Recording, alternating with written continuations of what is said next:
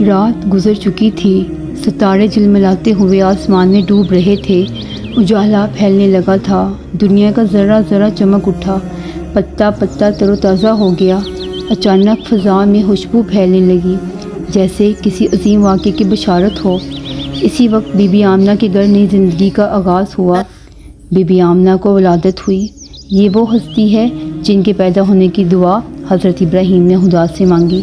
حضرت عیسیٰ نے اپنے آنے کے بعد ان کے آنے کی خوشخبری سنائی، اور جو ساری قوموں کے رسول بننے والے تھے۔ جب رحمت العالمین اس دنیا میں تشریف لائے، تمام کائنات نے خوشی سے آپ کی آمد کا استقبال کیا۔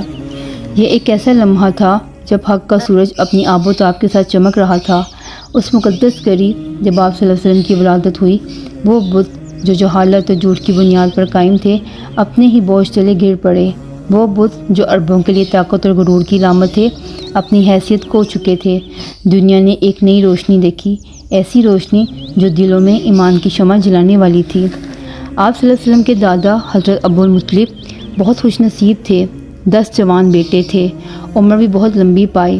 ان میں سے 5 بیٹے کسی نہ کسی حیثیت سے بہت مشہور ہوئے: ابو لہب، ابو طالب، حمزہ، عباس اور عبداللہ۔ اور ان میں سے اپنے بابا کے سب سے لاڈلے اور پیارے بیٹے سب سے چھوٹے حضرت عبداللہ تھے۔ یہ 17 برس کے ہوئے تو بنی زہرہ نام قریش کے ایک معزز قبیلے کے خاندان میں ان کی شادی ہوئی۔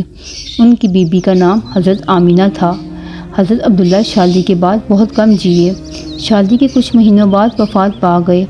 حضرت عبداللہ کی وفات کے چند مہینوں بعد بی بی آمنہ کو ولادت ہوئی اور ان کے بیٹے کا نام محمد رکھا گیا۔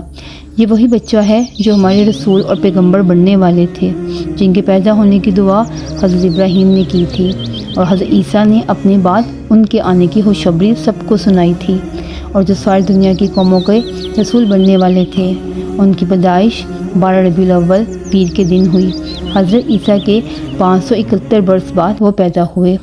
عرب میں اس زمانے کا قاعدہ یہ تھا کہ شریف گھرانوں کے بچے دیہات میں پرورش پاتے۔ دیہات سے عورتیں آتی اور شریفوں کے بچوں کو پالنے اور دودھ پلانے کے لیے اپنے گھروں میں لے جاتی۔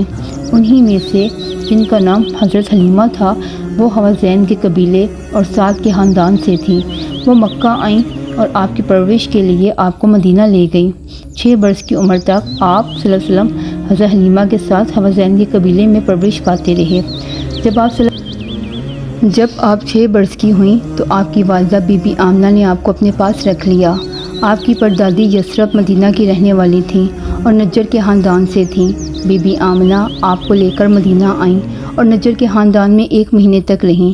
1 مہینے کے بعد جب یہاں سے واپس گئیں تو راستے میں بیمار ہو گئیں اور ابوا کے مقام پر پہنچ کر وفات پا گئیں اور یہیں دفن ہوئیں۔ کیسا افسوسناک موقع تھا!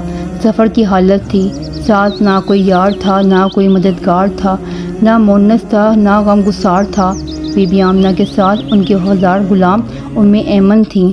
وہ آپ کو لے کر واپس مکہ آ گئیں اور آپ کو آپ کے دادا حضرت عبد المطلب کے سپرد کیا۔ آپ کے دادا نے اپنے یتیم پوتے کو اپنے سینے سے لگایا اور بڑے پیار اور محبت سے آپ کی پرورش کی۔ وہ آپ صلی اللہ علیہ وسلم کو ہمیشہ اپنے ساتھ رکھتے اور آپ کا بہت خیال رکھتے۔ آپ صلی اللہ علیہ وسلم کے دادا بہت بوڑھے ہو گئے، 82 برس کی عمر تھی۔ آپ کو رہ کر اپنے یتیم پوتے کا خیال آتا۔ آخر میں حضرت عبد المطلب نے اپنے سب سے ہونہار بیٹے حضرت ابو طالب کے سپرد آپ کو کر دیا اور وفات پا گئے اور مکہ کے قبرستان میں دفن ہوئے۔ چچا نے اپنے بھتیجے کو بڑے لاڈ پیار سے پالا۔ جب آپ کی عمر 12 برس کی ہوئی تو عرب کے دستور کے مطابق بکریاں چڑھانے لگے۔ تب عرب میں لکھنے پڑھنے کا رواج نہ تھا، لیکن آپ صلی اللہ علیہ وسلم نے اپنے چچا کے ساتھ تجارت کا ہنر سیکھ رہے تھے اور اس میں بہت ماہر ہوتے جا رہے تھے۔ رفتہ رفتہ آپ اپنی جوانی کو پہنچے۔ حضرت خدیجہ قریش کی مقبول اور عزت دار خاتون تھیں۔ وہ صرف دولت مند ہی نہ تھیں بلکہ اپنے اخلاق اور شفقت کی وجہ سے بھی لوگوں میں بہت مقبول تھیں۔ ان کے پہلے شوہر کا انتقال ہو چکا تھا، اب وہ اپنی تجارت خود سنبھال رہی تھیں۔ حضرت خدیجہ اکثر مکے کے تاجروں اور مشہور لوگوں سے باتیں سنا کرتی تھیں۔ لوگ کہتے تھے کہ محمد جیسا سچا اور ایماندار کوئی نہیں۔